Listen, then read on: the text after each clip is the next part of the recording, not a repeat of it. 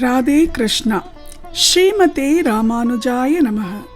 யோ நித்யம் அச்சுத பதாம்புஜ யுக்ம ருக்ம வியாமோகதாம் ஸ்ததிதராணி த்ரிணாய மீனே அஸ்மத் குரோர் பகவதோ தயைக்க சிந்தோ ராமானுஜஸ்ய சரணம் சரணம் பிரபக்னே. 51வது வாக்கியம். இங்கும் உண்டு என்றேனோ பிரகலாதனை போலே.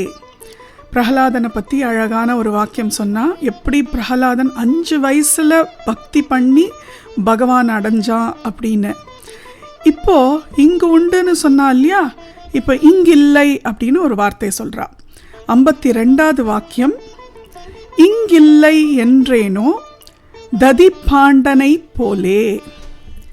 இது ஒரு கிருஷ்ணர் வாக்கியம், அழகான கிருஷ்ண லீலையிலேருந்து.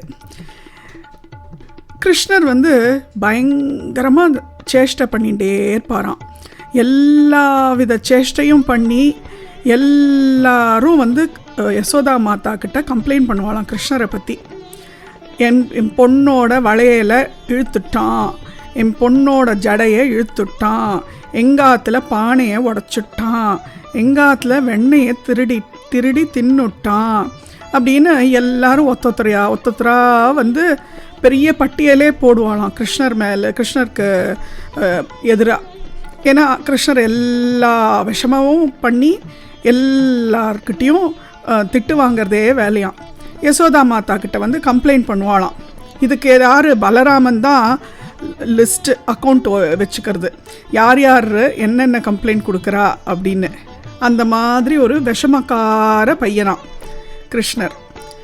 இப்போது ஒரு சந்தர்ப்பத்தில் ஏதோ ஒரு பெரிய விஷமத்தை பண்ணிட்டு கிருஷ்ணர் ஓடி வராராம் பயந்து. ஏன்னா யசோதா மாதா ஒரு அந்த மத்து இருக்கும் இல்லையா, கடையிற மத்து, அதை தூக்கிண்டு வராலாம் கிருஷ்ணரை அடிக்கிறதுக்கு. கிருஷ்ணர் ஓடி ஒழிய ட்ரை பண்ணுறாராம். யசோதா மாதா ஓடி கிருஷ்ணரை அடிக்க வரான்னு பார்த்த உடனே பின்னாலே கோபிகைகள்லாம் வராலாம். அத்தனை பேரும் ஓடி வராலாம் கிருஷ்ணரை துரத்திண்டு. கிருஷ்ணர் பயந்தா மாதிரி நடிச்சுண்டு ஓடி வராராம். ஓடி வந்தால் அந்த ஊரில் ததிபாண்டன் அப்படின்னு ஒருத்தர் இருந்தாராம்.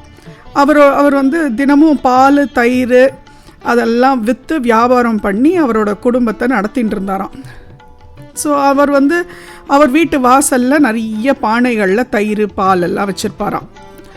வச்சு அவர் ததிபாண்டன் கிருஷ்ணருக்கு தெரியும். கிருஷ்ணர் நேர வந்த உடனே ததிபாண்டனோட வீடு பார்த்தாராம். பார்த்த உடனே சரி, இதுதான் நமக்கு உகந்த இடம் ஒழிஞ்சுக்கிறதுக்கு அப்படின்னு சொல்லிட்டு ததிபாண்டன் கிட்ட சொல்கிறாராம், நான் இங்கே செத்த நேரம் ஒழிஞ்சுக்கிறேன், யசோதா மாதா வருவா என்னை தேடிண்டு வந்தால் நான் இங்கே இருக்கிற விஷயத்த சொல்லக்கூடாது அப்படிங்கிறாராம். உடனே இவர் என்ன பண்ணுறாராம், இப்படி பார்க்குறாலும் எல்லா பானையிலையும் தயிர் பால் ஃபுல்லாக இருக்கான். பார்த்தா ஒரே ஒரு பானை மட்டும் காலியாக இருக்கான், பெரிய பானையாம். கிருஷ்ணர் உடனே சொல்கிறாராம், நான் இந்த பானைக்குள்ளே நான் போய் ஒழிஞ்சுக்கிறேன், யசோதா மாதா வந்தால் நான் இங்கே இல்லைன்னு சொல்லிடுங்கோ அப்படின்றாராம். இன்னும் ததிபாண்டனும் சரி ஓகே அப்படின்னு சொல்லிட்டு பானைக்குள்ளே போய் கிருஷ்ணர் ஒழிஞ்ச உடனே ததிபாண்டன் என்ன பண்ணுறாராம், அந்த பானை மேலே மூடி மாதிரி போய் உட்காந்துட்டுறாராம். உட்காந்துட்டு இப்படி பார்த்துட்டுருக்காராம்.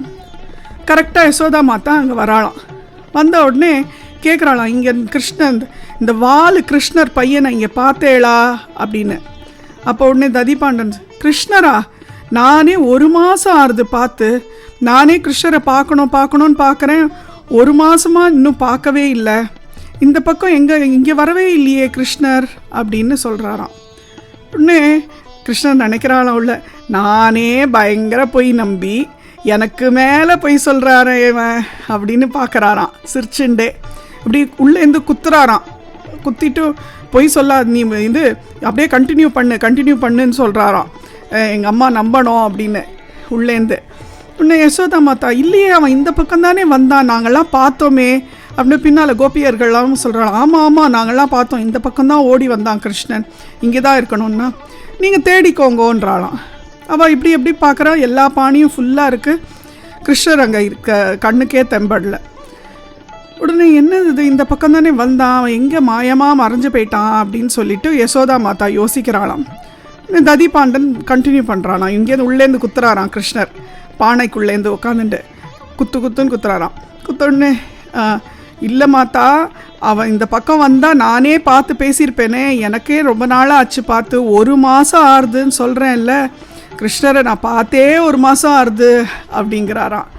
அப்படின்ன உடனே சரி யசோதா மாத்தா நினச்சாலாம், சரி ஓகே, நான் வேறு எங்கேயாவது போய் தேடுறேன், இந்த பக்கம் கிருஷ்ணரனா வந்தாருன்னா என்னை கூப்பிடணும், நான் வந்து கிருஷ்ணர் வந்து ஒரு பெரிய விஷமம் பண்ணிட்டு வந்திருக்கான், நான் அவனை உடனடியாக பார்க்கணும் அப்படின்னு ததி பாண்டியனும் சொல்கிறாராம். சரி ஓகே, இந்த பக்கம் வந்தால் நான் உங்களுக்கு சொல்கிறேன் அப்படின்னு சொல்கிறான். இந்த யசோதா மாதா அப்படியே போயிடுறான். போனால் கிருஷ்ணருக்கு காது ரொம்ப ஷார்ப்பு. அவருக்கு யசோதா மாதா போட்டுருக்கிற அந்த கொலுசு சத்தத்தை கேட்டுட்டே இருக்கார். ஸோ அந்த சத்தம் இப்படி பின்னால் போகிறச்சு அந்த சத்தம் வந்துட்டே இருக்குல்ல, அது கொஞ்சம் நேரம் கழிச்சு அந்த சத்தம் அப்படியே டேப்பர் ஆகி கொஞ்சம் கொஞ்சமாக குறைஞ்சி ஃபுல்லாக நின்னதுக்கப்புறம் கிருஷ்ணர் தெரிஞ்சுக்கிறாரா, யசோதா மாதா போயாச்சு, இப்போ சேஃபாக வெளில வரலான்ட்டு குத்துறாராம். குத்தி இறங்கு, எனக்கு மூச்சு முட்டுறது, சீக்கிரம் இறங்கு, பானையிலேருந்து நான் வெளில வரணும் அப்படின்னு. இதுக்கு நடுவில் பானைக்குள்ளே தயிர் வச்சுருந்தாராம் அந்த ததிபாணி, அதெல்லாம் காலி ஆகிடுது. அந்த பானையில் தான் கிருஷ்ணர் உட்காந்துட்டுருக்கார். ஸோ அங்கே உள்ளே உட்காந்துட்டு சும்மா உட்காரல, அந்த சைடில் இருந்த தயிரெல்லாம் வழித்து வாயில் போட்டு முழுங்கின்னு இருக்காராம் கிருஷ்ணர் உள்ளே உட்காந்துட்டு. அப்புறம் குத்தின உடனே ததிபாண்டி இறங்கலையாம். நான் இறங்க மாட்டேன் அப்படிங்கிறாராம். உடனே கிருஷ்ணர் சொல்கிறான், ஐயோ எனக்கு மூச்சு முட்டுறது, நீ சீக்கிரம் இறங்கு அப்படின்ன உடனே ததிபாண்டி சொல்கிறானா, இல்லை நீ எனக்கு மோட்சம் கொடுக்கணும் அப்படின்றானாம். மோட்சமா? நானே ஆயர்குலத்து ஒரு பையன், நான் எப்படி மோட்சம் கொடுப்பேன்ன உடனே ததிபாண்டன் சொல்கிறானா, நான் வந்து உன்னை குழந்தையிலேருந்து பார்த்துட்டுருக்கேன், நீ வந்து பகவானோட அம்சம், உன்னால் மோட்சம் கொடுக்க முடியும், நீ மோட்சம் கொடுக்குறேன்னு சொன்னாதான் நான் வந்து இறங்குவேன், உன்னை வெளில விடுவேன் அப்படிங்கிறானாம். உடனே கிருஷ்ணர் பார்த்தாராம், ஐயோ இவன் நகரதா இல்லை, நமக்கும் இங்கே மூச்சு முட்டுறது, சரி உனக்கு மோட்சம் கொடுக்குறேன் அப்படின்ட்டானாம். அப்போ உடனே அவர் சொன்னானா, நான் வந்து எப்போதுமே பானையோடு இருந்து தான் பழக்கம், எனக்கு பானை இல்லாமல் இருக்க முடியாது, அதனால கூட எனக்கு என்னோட ஒரு பானைக்கும் மோட்சம் கொடு அப்படின்னா. உடனே கிருஷ்ணர் யோசிக்கிறாராம், என்னது இது பானைக்கு போய் மோட்சமா அப்படின்னா, ஆமாம் பானை இல்லாமல் நான் வைகுண்டத்தில் இருக்க முடியாது, அதனால் நான் பானையோடு தான் வைகுண்டத்துக்கு போவேன், கூட என் பானைக்கும் மோட்சம் கொடு அப்படின்னோடனே சரி ஓ மோட்சத்தை கொடுக்குறேன் போ அப்படின்னு. அந்த மாதிரி கிருஷ்ணர் வந்து ததிபாண்டனுக்கும் அவனோட பானைக்கும் சேர்த்து மோட்சத்தை கொடுத்தானாம்.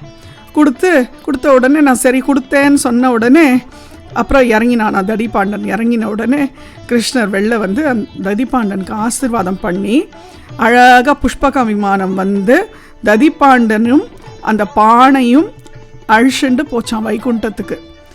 அந்த மாதிரி அந்த பக்தி, ததிபாண்டனுக்கு இருந்த பக்தி கிருஷ்ணர் மேலே, கிருஷ்ணர் பகவான்னு தெரிஞ்சுண்டு பக்தி பண்ணி மோட்சத்தை வாங்கிண்டானே.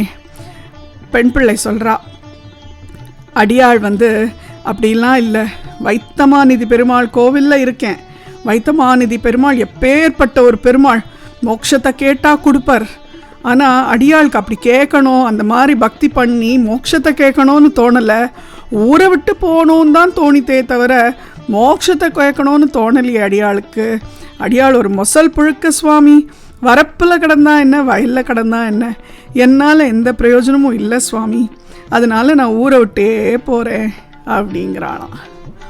இதை வந்து பலராமனாக இருந்து இது அத்தனையும் பார்த்த இந்த ராமானுஜர் அழகாக சிரிச்சுக்கிறாராம். ஏன்னா அவருக்கே ததிபாண்டனோட அந்த அனுபவம் ரொம்ப சிரிப்பாக இருந்ததுதான். ஏன்னா பானையோடு எனக்கு மோட்சம் கொடுன்னு கேட்ட ஒரே ஆசாமி அவர் தானாம். அதையும் விடாமல் கிருஷ்ணர் வந்து அந்த அந்த மோட்சமும் நான் கொடுத்து அந்த வைகுண்டத்துக்கு அமிச்சா பாரு, அந்த பெருமையை அழகாக பெண் பிள்ளை பேசுகிறா பாருன்னு அசந்து போகிறாராம். ஸோ இந்த வாக்கியம், இங்கில்லை என்றேனோ ததிபாண்டனை போலே. ராதே கிருஷ்ணா. ஸ்ரீமதே ராமானுஜாய நமஹ.